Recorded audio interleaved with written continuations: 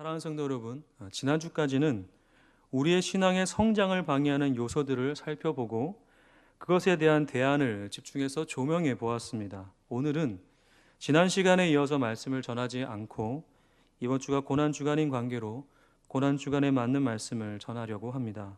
바로 우리 주님의 고난에 관한 것입니다. 과연 주님이 당하신 고난이 무엇이며 이것이 우리에게 어떻게 적용이 되는지 함께 살펴봄으로써 이 말씀이 우리 성도님들의 마음에 깊은 울림과 도전이 되어 하나님께 한 걸음 더욱 나아가시는 귀한 시간이 되기를 간절히 소망합니다. 자, 그렇다면 예수님이 당하신 그 고난은 무엇을 의미하고 있을까요? 우리가 이 점을 알아보기 이전에 예수님의 고난에 관한 몇 가지의 오해를 먼저 살펴보고자 합니다. 우리가 하는 예수님의 고난에 관한 오해는 무엇일까? 그 첫 번째는 이렇습니다. 예수 그리스도의 고난은 육체적인 고난이었다입니다. 이 말은 예수님의 고난이 육체적인 아픔과 고통이 전부라고 여기는 것을 말합니다. 그래서 우리는 예수님의 고난이라는 것을 생각할 때 영화 패션 오브 크라이스트의 한 장면을 떠올려 보고도 합니다. 저도 그 영화를 보았는데요. 예수님이 로마 병사들에게 이끌려서 채찍질 당하는 장면이 아직도 머릿속에 생생합니다. 묶여있는 예수님의 등을 정말 험악하게 생긴 로마 병사가 사정없이 예수님의 등에 채찍질을 할 때 예수님의 그 등에 선명하게 새겨지는 그 상처와 핏자국은 제가 상상했던 것 이상이어서 실제적으로 그것을 보았을 때 무척 충격을 받았습니다. 아마 그때부터 많이 울었던 것 같습니다. 아마 그 영화를 보셨던 우리 성도님들이 이 자리에 계시다면 제 말에 어느 정도는 공감하실 수 있을 것 같습니다. 이처럼 우리는 예수님의 고난을 육체적인 아픔과 고통이라고 생각하는 경향이 있습니다. 물론 예수님께서 당하신 고난 중에 이러한 육체적인 아픔과 고통이 없다고는 말할 수 없습니다. 그렇지만 이것이 전부가 아닙니다. 또한 근본적인 이유도 아닙니다. 예수님의 육체적인 아픔과 고통은 어떤 근본적인 이유로 인한 결과입니다. 어떤 근본적인 이유로 인한 결과이죠. 예를 한번 들어보겠습니다. 많은 청년들이 군에 입대하는 것을 무척 힘들어합니다. 그렇지 않습니까? 군대 가는 것을 좋아하는 청년은 거의 없을 것입니다. 저도 그러하였는데요. 참으로 가고 싶지 않았습니다. 그 이유는 무엇보다 군에 입대를 하게 되면 육체적으로 힘들다는 것은 자명한 일이었기 때문이죠. 실제로 그곳에 봐보니까 정말 힘들었습니다. 제가 백골부대 출신이거든요. 보기에는 이게 호리호리해도 아십니까? 백골부대 참 힘들었습니다.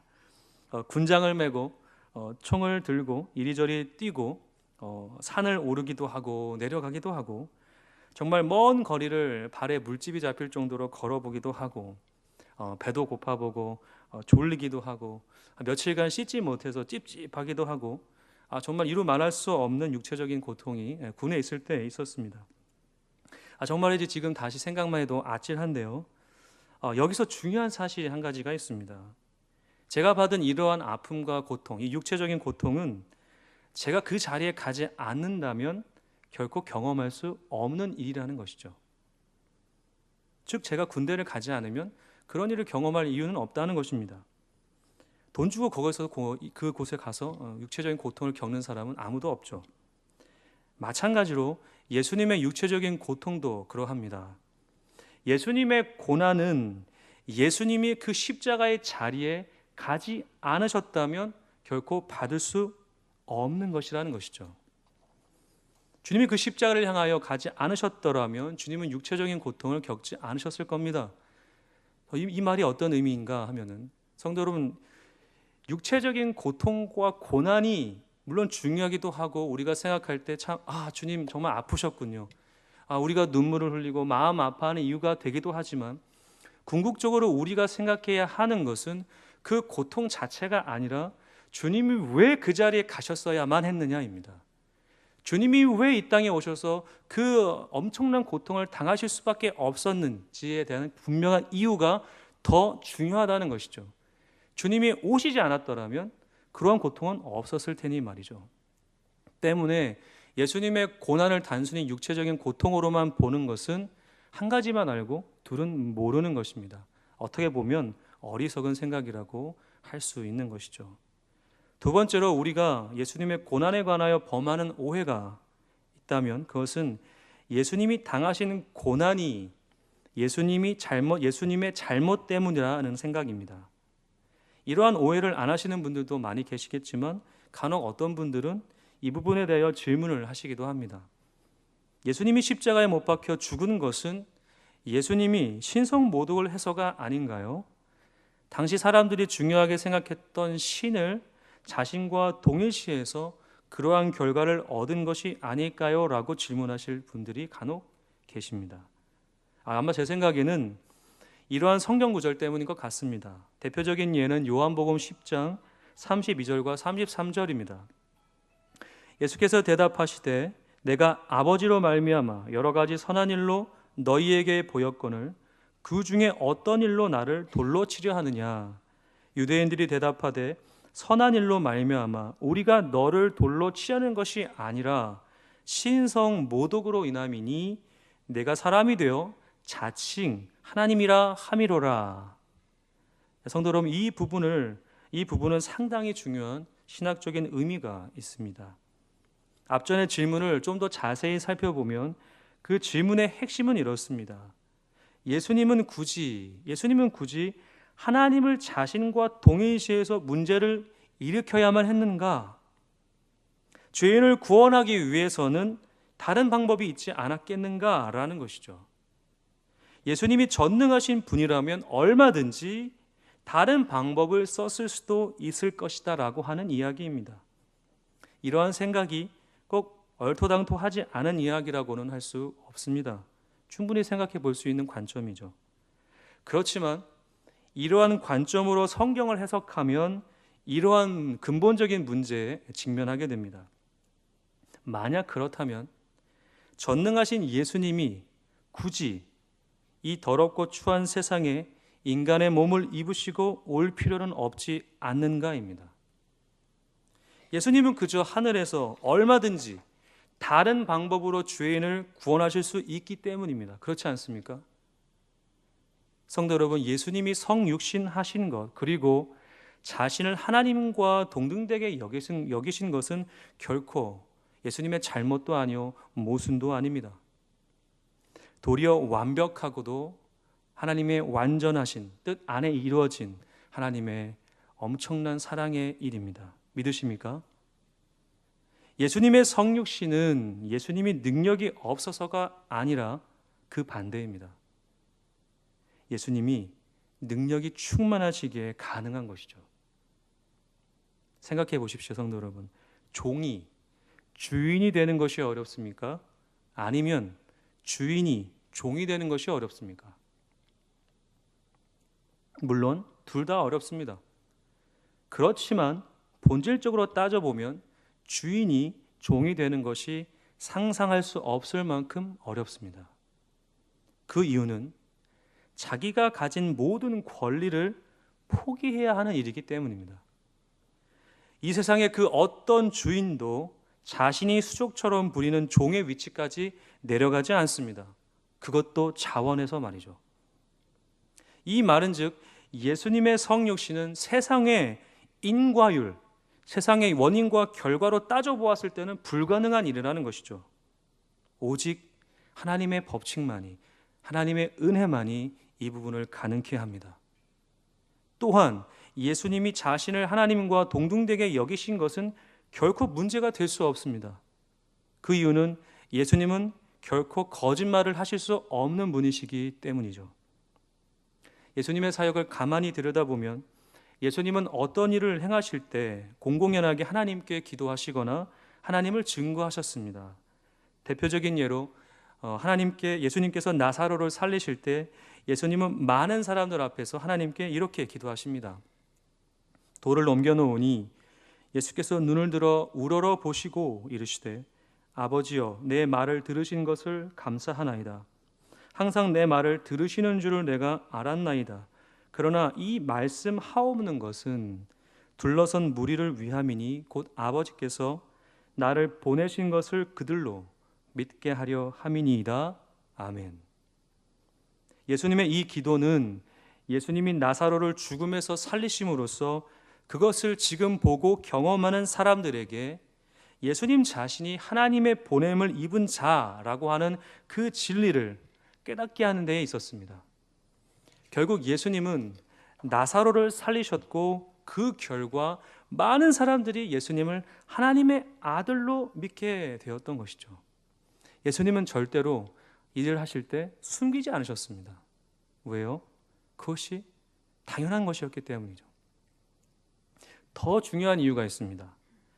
예수님이 자신을 하나님과 동등되게 여기심이 문제가 될 수 없는 근본적인 이유가 있습니다. 그것은 그 어떤 사람도 자신이 죽을 것을 알면서도 그 일을 끝까지 추진하지 않는다는 점이죠. 생각해 보십시오. 사업을 하는 사람이 자신이 이번 일을 추진하면 100% 정말 완벽하게 손해를 입게 되고 그 손해가 파산에 이르게 될 것이라는 것을 알면서 그 일을 추진하는 사람은 아무도 없습니다. 그런데 예수님은 어떻습니까? 예수님은 예수님 자신이 그렇게 행동하시면 반드시 많은 사람들이 자신을 죽이려고 한다는 것을 아셨을까요? 모르셨을까요? 당연히 아셨습니다. 그런데 예수님은 그러한 일들을 멈추지 않으셨습니다. 왜 그러셨던 걸까요? 왜 자신에게 엄청난 손해가 있을 것을 아셨음에도 불구하고 그러한 방법을 택하셨던 것일까? 예수님은 자신의 출세나 유익을 위해 이 땅에 오신 것이 아니었기 때문이죠. 도리어 그 반대입니다. 철저하게 죽음을 향하기 위해 오셨습니다. 때문에 예수님은 자신의 그러한 행동을 의도적으로 숨기실 필요가 없었던 거죠. 죽음을 향해 나아가는 자에게 내가 하나님의 아들이라고 하나님과 동등됨을 여기는 것이 문제가 된다고 생각하지 않으셨던 것이죠. 당연한 것을 당연하게 말씀하셨던 것이고 행하셨을 뿐입니다. 그 결과가 죽음일지라도 말입니다. 성도 여러분, 이 부분을 좀 정리해 보겠습니다. 예수님의 고난은 결코 육체적인 고난이 전부가 아닙니다. 육체적인 고난을 당하실 수밖에 없었던 근본적인 예수님이 그 십자가에 가셔야 한다고 하는 그 자리에 대한 사명 때문이 더 큰 의미라는 것을 잊지 마시기 바랍니다. 또한 예수님은 결코 자신이 어떠한 것을 잘못하고 실수해서 십자가에 못 박히신 것이 아니다라는 것입니다. 예수님은 자신이 하나님의 아들이라고 이야기하면 반드시 죽을 것을 아셨고 스스로 그 길로 걸어가신 것입니다. 이 자리에 계신 우리 성도님들 모두는 앞전에 이러한 오해를 절대로 하지 않으셨으면 좋겠습니다. 자, 그렇다면 본격적으로 우리 주님이 당하신 고난이 무엇이며 그것이 무엇을 의미하는지 이제 살펴보고자 합니다.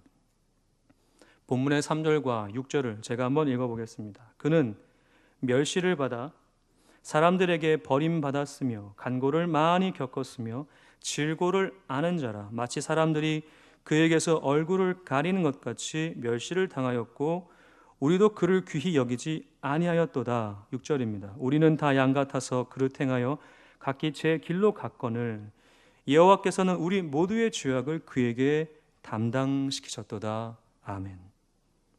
이 두 구절을 보면 예수님의 고난이 궁극적으로 무엇이었는지 잘 알 수 있습니다. 그것은 바로 버림당하심입니다. 성도 여러분, 마음에 깊이 새기셨으면 좋겠습니다. 예수님의 고난은 버림당하심입니다. 예수님은 철저하게 버림당하셨습니다. 이 버림당하심이 예수님을 극심한 고통과 절망과 상실과 아픔으로 나아가게 한 것이죠. 예수님이 버림당하지 않으셨다면 예수님은 그러한 끔찍한 일들을 결코 겪지 않으셨을 것입니다. 또한 예수님이 그렇게 버림당하지 않으셨다면 우리에게 구원은 없었을 것입니다. 성도 여러분, 예수님의 버림당하심을 단순히 우리가 쓰다 남은 물건을 버리거나 쓰레기통에 무언가를 버리는 것 정도로 생각해서는 절대로 안 됩니다. 예수님의 버림당하심은 철저한 관계의 단절입니다. 관계의 단절. 예를 한번 들어보겠습니다. 성도 여러분의 사랑하는 자녀와 함께 길을 걷다가 어떤 사람이 불량자들에게 심하게 모욕을 당하고 고통 가운데 있는 것을 보게 되셨습니다. 주위에는 아무도 없었고 도움을 요청하기에는 시간이 부족했습니다. 저 사람을 살리기 위해서는 아무런 방법이 없었습니다. 그러는 중에 아버지에게 유일한 방법이 떠오릅니다. 그 방법은 내 자녀를 그 불량자들에게 던져놓고 고통받았던 그 사람을 꺼내오는 일이죠. 그러기 위해서는 한 가지 중요한 결단을 해야 합니다. 바로 내 자녀를 향한 아비의 마음을 접는 것이죠. 성도 여러분, 예수님은 그렇게 버림당하신 것입니다. 그것도 철저하고 잔혹하게 말입니다. 어떻게 보면 예수님이 무척이나 억울해하실 수 있는 부분도 있을 것 같아요. 그렇지만 우리 예수님은 절대로 그러지 않으셨습니다. 예수님은 꺼져가는 등불을 꺼뜨리지 않고 상한 갈대를 꺾는 분이 아니시기 때문입니다. 예수님은 죄인을 사랑하셨고 하나님 아버지의 뜻을 자신의 사명으로 여기셨습니다. 바꾸어 말하면 예수님은 자신이 버림당하셨다는 사실을 기뻐하셨습니다. 그렇습니다. 우리 예수님은 그렇게 철저하게 버림당하셨어요. 이 버림당하심은 우리에게 두 가지로 말을 하고 있습니다. 첫 번째로 예수님의 이 버림당하심은 사람들에게 버림당함입니다. 사람들에게 버림당하셨다라는 것은 예수님 자신이 자신을 따르던 많은 사람들에게 예수님이 배신당하고 외면당하고 철저하게 고립되었다라는 것을 말합니다. 예수님은 이 일로 정말 고통을 많이 겪으셨는데 무엇보다 십자가를 향해 나아가는 그 예수님을 그 누구도 환영하지 않았다는 것입니다.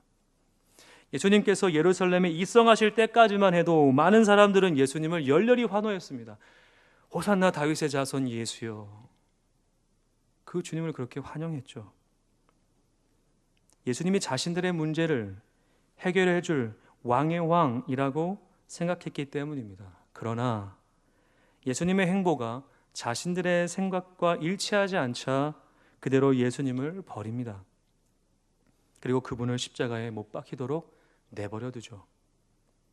더욱이 이러한 사람들의 모습을 닮았던 사람들이 한 부류가 있었습니다. 그들은 바로 예수님의 제자들입니다. 이들 또한 예수님이 십자가를 향해 나아가실 때 자신들의 목숨을 부지하기 위해 하나둘씩 떠나고 맙니다. 어떤 제자는 예수님을 부인하기도 하고 어떤 제자는 예수님을 돈을 받고 팔아 넘기기도 합니다. 그렇게 제자들과 사랑하는 많은 사람들은 예수님을 철저하게 버립니다. 왜요? 나의 유익에 전혀 도움이 안 되기 때문입니다. 십자가를 지고 싶지 않기 때문입니다. 내가 원하는 것을 주님께서 주시지 않기 때문입니다. 그래서 예수님을 버립니다. 또 하나가 있습니다. 하나님께 주님은 철저하게 버림당하셨습니다. 이것이 더 중요합니다. 사람들은 그렇다 하더라도 하나님만은 그러지 않으셨으면 좋았을 텐데 우리 하나님은 그렇게 하지 않으셨어요. 예수님을 철저하게 외면하십니다. 이러한 점을 예수님이 하나님을 향해 외치던 모습을 보면 잘 알 수 있습니다. 누가복음 22장 42절에서 44절을 보면 이렇게 말합니다. 이르시되 아버지여 만일 아버지의 뜻이거든 이 잔을 내게서 옮기시옵소서. 그러나 내 원대로 마시옵고 아버지의 원대로 되기를 원하나이다 하시니 천사가 하늘로부터 예수께 나타나 힘을 더하더라. 예수께서 힘쓰고 애써 더욱 간절히 기도하시니 땀이 땅에 떨어지는 핏방울 같이 되더라. 그러나 이 기도 후에 하나님은 아무 말도 하지 않으셨습니다. 그리고 마태복음 27장 45절과 46절이 이렇게 말합니다. 제6시로부터 온 땅에 어둠이 임하여 제9시까지 계속되더니 제9시쯤에 예수께서 크게 소리질러 이르시되 엘리 엘리 라마 사박다니 하시니 이는 곧 나의 하나님 어찌하여 나를 버리셨나이까 하는 뜻이라. 이 중요한 순간에도 아버지 하나님은 침묵하십니다. 이 두 장면을 보면 예수님이 어떠한 일로 이토록 고통스러워하시며 신음하고 계시는지를 잘 알 수 있어요. 바로 하나님의 침묵과 방관입니다. 예수님과 하나님과의 관계는 상상할 수 없는 관계입니다. 마치 바늘과 실처럼 뗄래야 뗄 수 없는 절대적인 관계이죠. 이것은 우리의 일반적인 삶의 관계와는 절대적으로 비교할 수 없습니다. 그런데 이런 하나님과 예수님과의 관계에 지금 틈이 생기고 만 것이죠.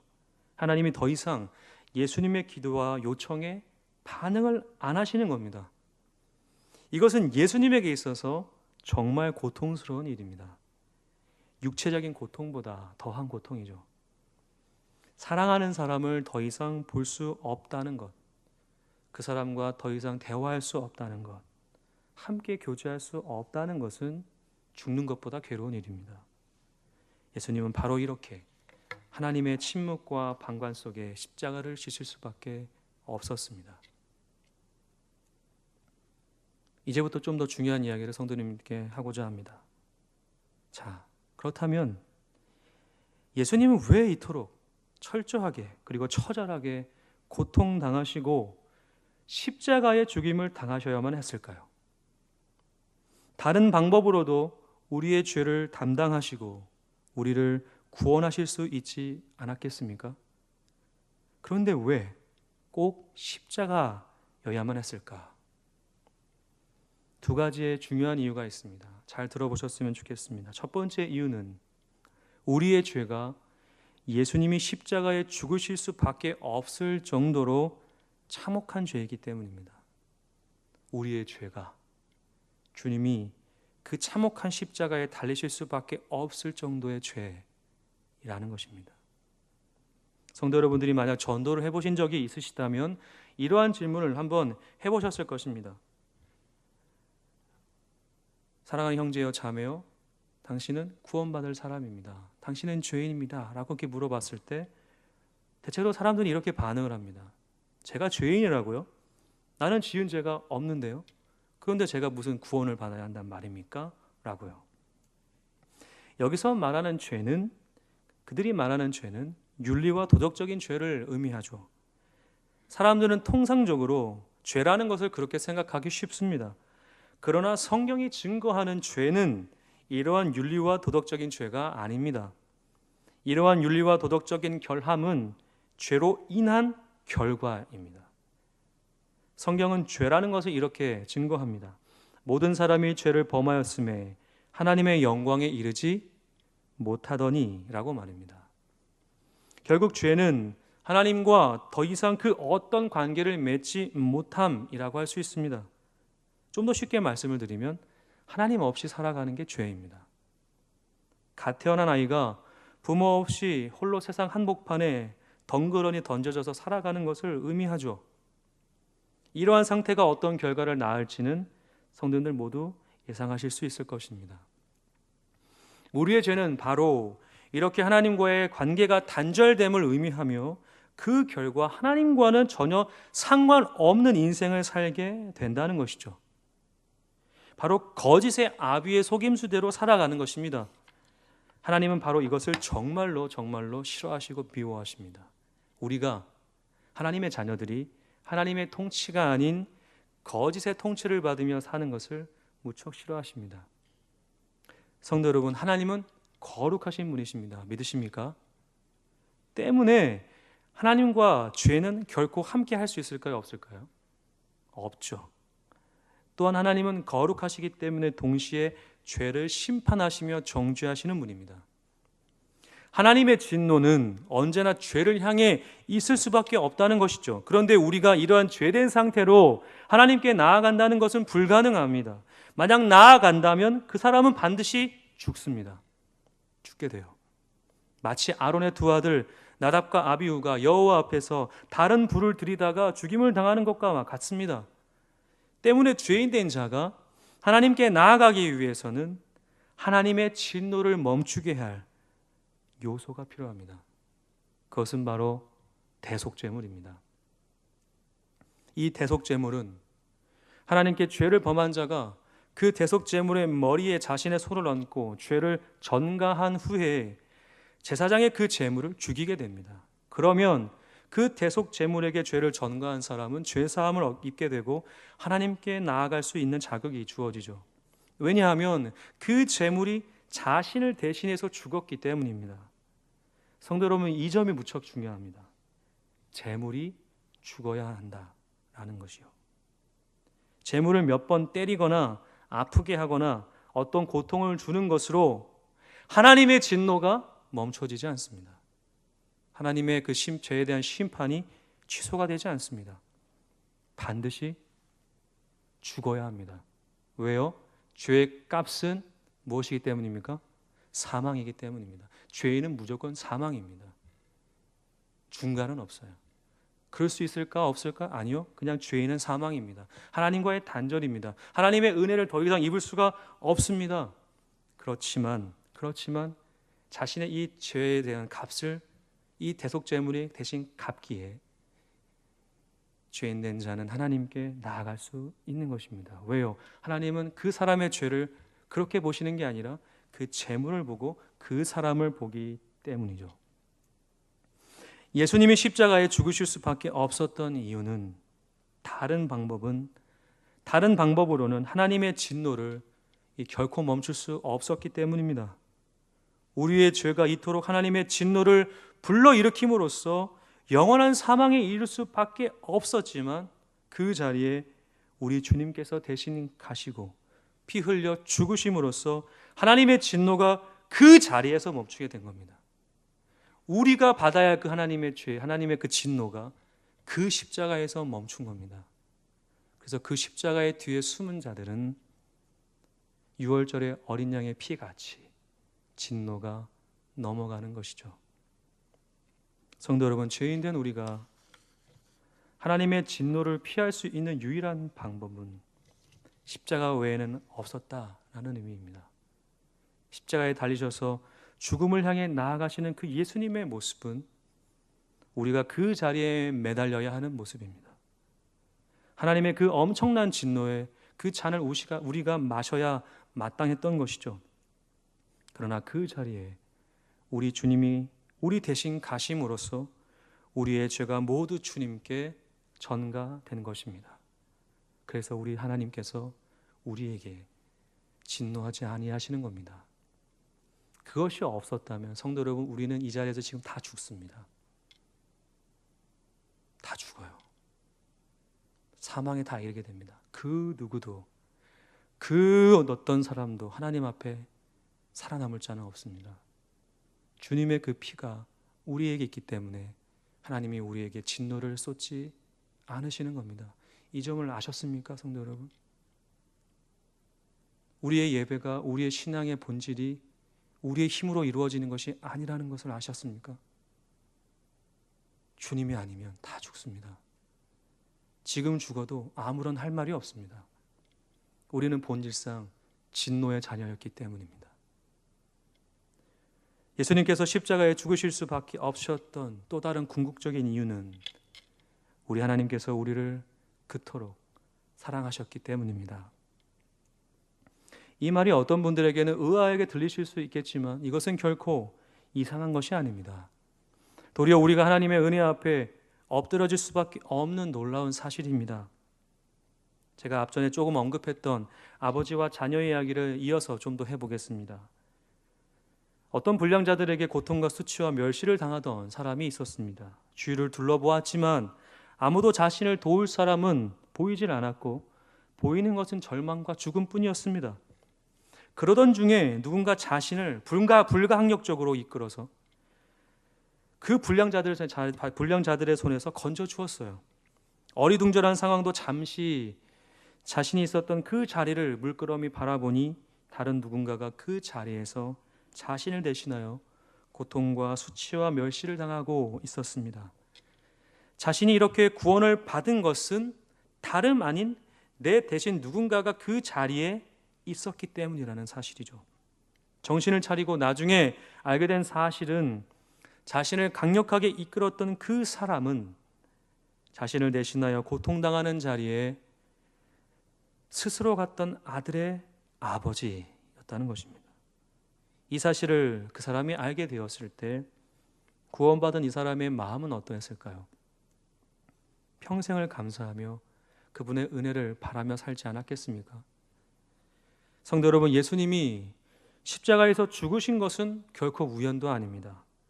그리고 상황에 휩쓸려서 어쩔 수 없이 떠밀려서 그 자리에 가신 것도 아닙니다. 예수님은 그 자리에 가시기 위해 이 땅에 오셨고 그 목적은 우리를 그 사망과 죽음의 자리에서 소망과 생명의 자리로 옮기시기 위함이었습니다. 그것을 위해 하나님은 죄를 향한 하나님의 그 진노를 우리 예수님께 완전히 쏟아 부으신 것이죠. 그가 죽어야 우리가 살 수 있었기 때문입니다. 그가 찔림은 우리의 허물 때문이요, 그가 상함은 우리의 죄악 때문이라. 그가 징계를 받음으로 우리가 평화를 누리고 그가 채찍에 맞음으로 우리는 나음을 입었노라. 아멘. 성도 여러분, 우리의 찔림은, 주님의 찔림은 무엇 때문이라고요? 우리의 허물 때문이고, 우리의 그분의 상함은, 주님의 그 상함은 무엇 때문입니까? 우리의 죄악 때문입니다. 그렇다면 바꿔 말해서 우리가 지금 누리고 있는 이 신앙의 평화와 이 회복은 어디서부터 온 것입니까? 주님이 징계를 받으셨습니다. 그렇습니까? 그리고 그가 채찍에 맞으셨기 때문입니까? 채찍에 맞으셨기 때문입니다. 믿으십니까? 주님이 징계를 받고 채찍에 맞으셨기 때문에 우리가 평화를 누리고 우리가 지금도 나음을 입는 것이죠. 그것이 없이는 다 죽습니다. 성도, 이 이야기를 바꿔서 한번 해볼까요? 예수님을 하나님께서 그 자리에 내모실 수밖에 없었던 이유가 무엇입니까? 당연히 고통스럽고 당연히 절망스럽고 당연히 사망의 자리인데, 누가 봐도 고통의 자리인데 아무런 죄가 없는 자신의 독생자 아들 예수를 왜 보내셨겠습니까? 그만큼 죄인 된 우리를 사랑하신 것이죠. 성도 여러분들의 모든 것을 사랑하신 것입니다. 하나부터 열까지, 머리털부터 발끝까지 다 사랑하신 것입니다. 너무 흥분되는 일 아닙니까? 우리가 무엇을 했습니까? 우리가 이 상황 속에서 한 게 무엇입니까? 기도를 열심히 했습니까? 예배를 잘 드렸습니까? 열심히 봉사했습니까? 주님을 몰랐다면 우리는 그러한 것도 하지 못했을 것입니다. 평생 교회 한번 밟아보지 못했을 것이에요. 그런 우리의 인생이 주님의 채찍을 맞으시고 고통당하시고 우리가 받아야 할 그 하나님의 진노를 주님이 다 담당하심으로써 우리가 평화를 누리고 나음을 입었다. 하나님이 우리를 사랑하지 않으셨다면 절대로 이루실 수 없는 일입니다. 성도 여러분, 이런 신이 어디 있습니까? 이런 하나님이 어디 계십니까? 정말이지 하나님의 은혜는 우리의 상상을 초월합니다. 주님이 이것을 위해서 고난당하신 것이죠. 사랑하는 성도 여러분, 우리는 예수님의 고난을 절대로 외면해서는 안 됩니다. 그래서는 하나님과 온전한 관계를 맺을 수 없습니다. 십자가에 달리신 그 주님의 얼굴을 정면으로 똑바로 바라보셔야 합니다. 당당하게 보셔야 합니다. 예수님이 당한 수치와 모욕 그리고 버림당하심은 우리를 살리기 위한 하나님의 계획과 사랑이기 때문이죠. 물론 예수님의 그 피로 얼룩진 얼굴을 바라보는 것은 쉽지 않습니다. 고통스럽죠. 누가 그것을 보며 기뻐할 수 있겠습니까? 그러나 중요한 사실은 그 얼굴을 바라보는 것이야말로 우리가 구원받을 수 있는 유일한 길이라는 사실입니다. 영광의 길을 걷기 전에 먼저 고난의 길을 걸어가신 우리 주님이십니다. 그 주님의 얼굴을 바라보십시오. 주님의 그 눈빛을 보시게 될 것입니다. 그 고통의 자리에서 주님과 우리의 눈이 마주쳤다고 한번 생각해 보십시오. 주님의 눈빛이 무엇을 의미하고 있었겠습니까? 우리를 정죄하는 눈빛이겠습니까? 아니면 우리를 향하여 사랑과 애정의 국민의 눈빛이겠습니까? 주님은 우리를 결코 정죄하시기 위해서 그 자리에 달리신 게 아닙니다. 우리를 온전히 사랑하시기 위하여 그 자리에 달리신 것이죠. 그리고 이렇게 아버지 하나님을 향하여 말씀하셨습니다. 이에 예수께서 이르시되 아버지 저들을 사하여 주옵소서 자기들이 하는 것을 알지 못함이니이다. 베드로가 예수님을 부인하는 그 장면 속에 우리는 한 가지 중요한 사실을 발견하게 됩니다. 그것은 바로 베드로는 예수님을 보지 못했지만 예수님은 베드로를 보셨다라는 것입니다. 누가복음 22장을 보면 베드로가 예수님을 부인하는 그 당시에 예수님이 돌이켜 베드로를 보시니 라는 말씀이 등장합니다. 예수님은 베드로가 자신을 부인하는 것을 다 듣고 계셨던 것이죠. 그리고 그 순간에 이렇게 외치지 않으셨습니다. 이 배은망덕한 베드로야, 내가 너를 얼마나 사랑했는데 나를 이렇게 배신하느냐, 나를 이렇게 외면하느냐라고 하신 게 아닙니다. 그저 물끄러미 그를 바라보십니다. 무슨 의미겠습니까? 괜찮다라는 거죠. 네가 나를 배신하는 거 괜찮다. 그럴 수 있다는 거예요. 내가 다 알아. 너가 나를 오늘도 외면하고, 너가 나를 오늘도 나의 뜻을 외면하고, 내일도 나를 부인할 거 내가 다 안다. 그렇지만 괜찮다. 왜냐하면 내가 너를 사랑하기 때문이다. 라는 의미이죠. 사랑하는 성도 여러분, 주님의 고난은 바로 우리를 향한 하나님의 사랑의 처절한 외침입니다. 우리가 주님을 바라보지 못하는 그 순간에도 우리 주님은 우리를 바라보십니다. 우리의 아픔을 보시며 함께 눈물을 흘리시고 땀방울이 핏방울이 되도록 기도하십니다. 사랑하는 성도 여러분, 이 고난 주간에 무엇을 묵상하시겠습니까? 무엇을 붙들기 원하십니까? 간절히 바라옵기는 그 주님의 눈빛과 우리의 눈이 마주치기를 간절히 소망합니다. 기도하겠습니다.